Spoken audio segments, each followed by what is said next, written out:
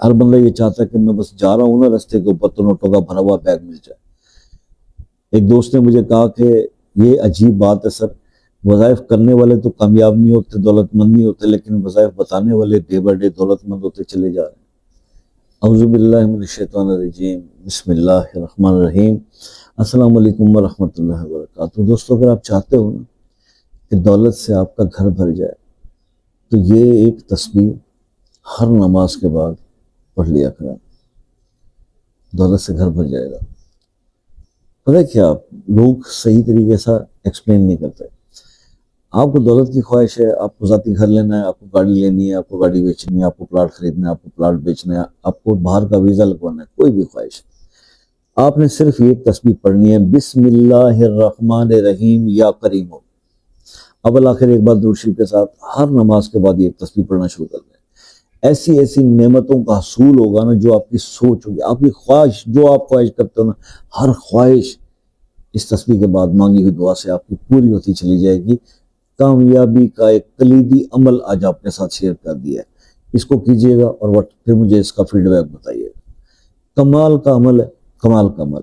اچھا، اکثر دوست جو ہے نا بڑی عجیب سی گفتگو کرتے ہیں، لاجک ہوتی ہے اس بات کے اندر، کیونکہ آج تو ہر بندے کی یہ خواہش ہے نا، ہر بندہ یہ چاہتا ہے کہ میں بس جا رہا ہوں نا رستے کے اوپر تو نوٹوں کا بھرا ہوا بیگ مل جائے۔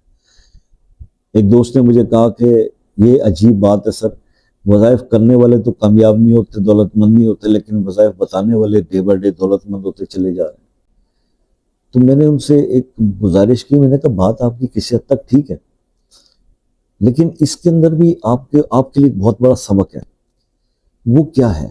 دیکھو، اگر کوئی شخص آپ کو وظائف بتا رہا ہے اور آپ دیکھ رہے ہو کہ اس کی دولت گرو ہو رہی ہے، پیسے بڑھ رہے ہیں، ویوز بڑھ رہے ہیں، وہ آگے بڑھ رہا ہے، ترقی کر رہا ہے، تو اس کے اندر کہیں نہ کہیں ایک پرسسٹنسی ہوگی، ایک مسلسل محنت ہوگی، ایک ڈیلی بیسس کے اوپر وہ ویڈیوز پہ کام کرتا ہوگا، یعنی اس کا ایک تسلسل ہوگا، اس نے اپنی محنت کو روکا نہیں ہے، کنٹینیوٹی ہوگی۔ لیکن اب بتانے والے تو کنٹینیوٹی کر رہے ہیں، لیکن وظیفہ کرنے والے سے کنٹینیوٹی نہیں ہو رہی، کنٹینیوٹی نہیں ہو رہی۔ 4 دن 6 دن کریں گے، 40 دن کا عمل بتایا تھا، 7ویں دن بے چین روح ہے، فون کرنا شروع کر دیتے ہیں کہ سر جی 7 دن گزر گئے، ابھی کچھ ہوا نہیں ہے۔ یہ چیز ہے جس کی وجہ سے نا ہمیشہ کسی چیز کا تسلسل جو ہوتا ہے نا، اس کا مستقل مزاجی سے کرنا، وہ آپ کو سکسیس کی طرف لے کے چلے جاتا ہے۔